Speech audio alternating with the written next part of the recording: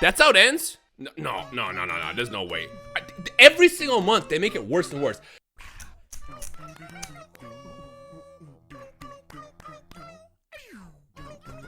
Ah! What is go? Oh, hey, Rhyme called me. How does Dragon Ball die every single month? That's all I need to know. Hello, Rhyme? Oh, I've been waiting for you to call me all day. Yo, what are you doing right now? Nothing. Why? It doesn't matter what you're doing. Did you read the newest chapter of Dragon Ball Super? Yeah, and it's a good thing I did because my eyes are hurting right now. Listen, I don't care about your eyes. Oh. They did it again. They somehow made a worse chapter. Every single month, it gets worse and worse. No fucking shot. You think they killed Dragon Ball again? Yes, again and again and again. I don't understand how it's a record at this point. They played Monster Reborn just to kill it again next month. Make it make sense. I'm fucking pissed. I don't know about you, but I think I'm gonna go buy some merchandise and watch the new movie, but after that, I'm done. I'm gonna go punch a child. You said punching a child? Oh, wait, hold on. Say you swear, because that sounds more fun than punching a child. Yeah. No. We're gonna buy some merch. You say you're gonna buy some merch? I'm down for that. You trying to go meet up? Okay. Okay. Yeah. Cool. So same time next month? Oh, no, I'm excited for the next chapter. Oh, yeah, same. They surely can't make it any worse. No way. Yeah. Okay, cool. I'll see you next month. I bet. Besito for you. Suddenly, I'm not angry anymore. This is weird. Okay, so let's sit down and actually discuss what happened this past chapter, because, oh boy, there's just so much that I'm just like, I'm trying to understand what happened here.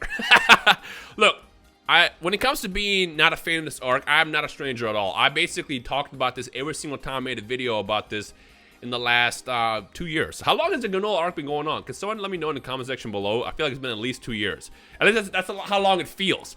And the funny part is, it's been basically 2 years of just fighting that just would not end. Like get to the point, man. Is this manga supposed to just get right to the point? They're fighting as if this is a Dragon Ball Z fight, like just never ending.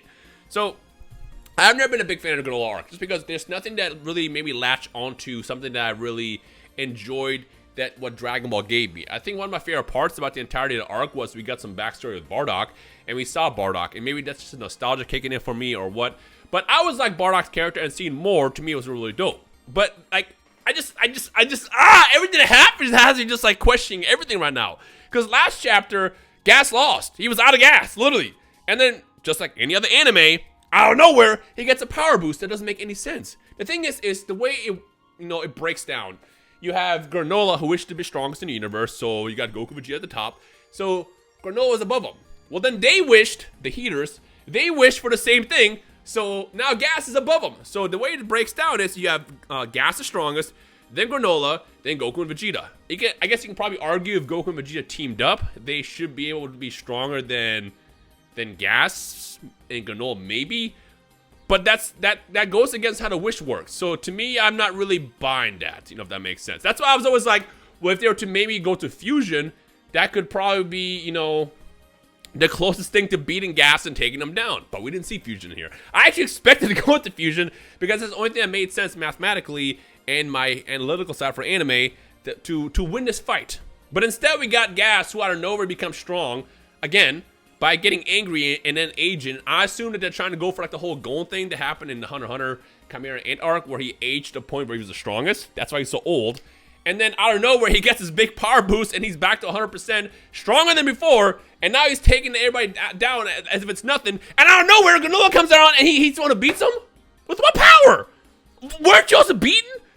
Maybe he got sense to beat, I don't remember, or maybe even Monaito, the Namekian, maybe healed him in the background or something. I don't really know, but I do know one thing.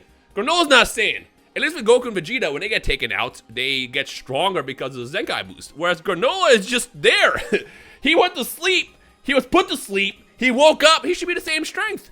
If that man rested for like a week, his strength should still be the same as it was when he went to sleep. I mean, I guess you could argue you get stronger and stronger, but that's not how it would work to the point where you should be stronger than Gas. Unless maybe, like, I don't know, their power was equal. Let's say Granola's power level is 1,000,000,001. Gas is 1,000,000,002 technically. Then maybe that's how I wish, came down to it. But all I know is Granola came out of nowhere and he fired a blast that took him out. And it's like that's how you. I read this for 2 years and that's how you end it. Well, allegedly. You never know. For all you know, next chapter, he's still going to get magically up. And we got another 20 chapters of this. How long have you been in the Granola arc? Like 2 years now? Someone let me know down below, because holy shit, just get to the point, man.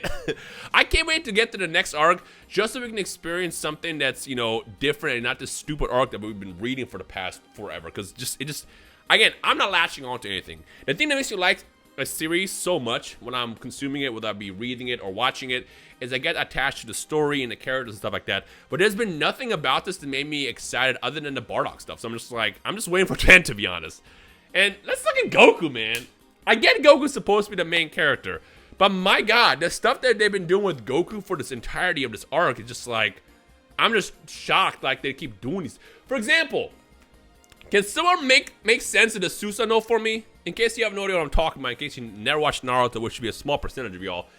The big ghost thing that popped out of him when he was knocked out. Why was he able to do that? Why was he able to do that? On top of that, what I want to know is, basically what happens is the Susanoo for Goku pops out, he grabs gas, throws him into the atmosphere, and apparently that was enough to be able to get Granola to shoot him, because Granola was worried about basically destroying the planet and harming the environment that he's trying to protect. But by throwing him up, he's able to basically aim at him. And while that makes sense, because Granola basically doesn't miss, what I want to know is why didn't Gas just move? like, you weren't stunned. You're the strongest person in the universe. You got grabbed by a Naruto ghost, thrown in the air. Just move! Fly! You're not stuck there. You're not stunned. Why did you not move? Imagine that Granola charged up that that beam, that ball for nothing, and missed.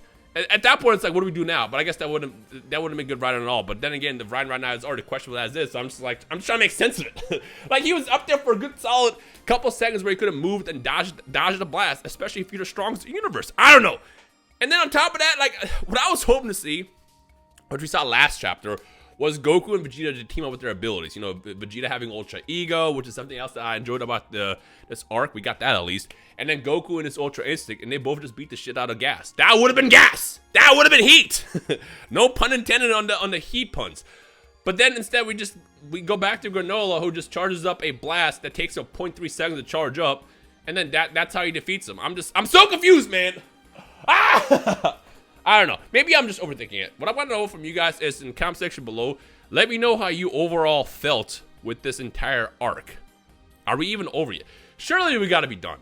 The thing that's funny to me is it was a couple months ago where they mentioned that the climax for the Dragon Ball Super current chapter was coming up, and then months passed and we're still in this fight. So it's like, when's the actual climax? Do we get to it yet?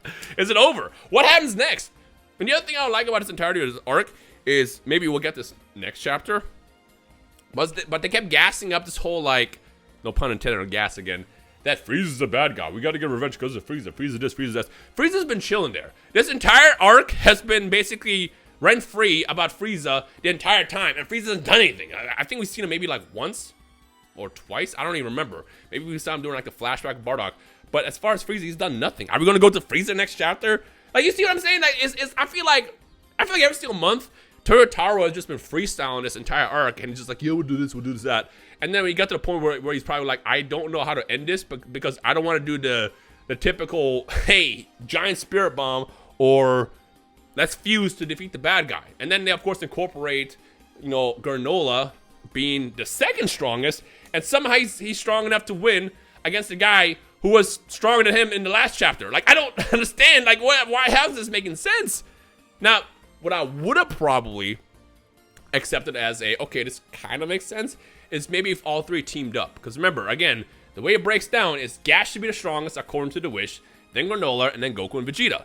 Maybe if you have all three team up, that's enough to take him down, because at that point it's a 3v1 of the strongest people in the universe, and then that would can make sense. But literally, it's like the second strongest just beat the guy who was stronger than him a chapter ago, 2 chapters ago, and somehow that's enough. I think, again, we didn't see what happens. For all you know, that man's going to get up next chapter, beat the shit out of Granola, and then somehow it's going to come down to Goku and Vegeta to have the fuse to take out the bad guy. I don't really know at this point, but Dragon Ball has been on one right now.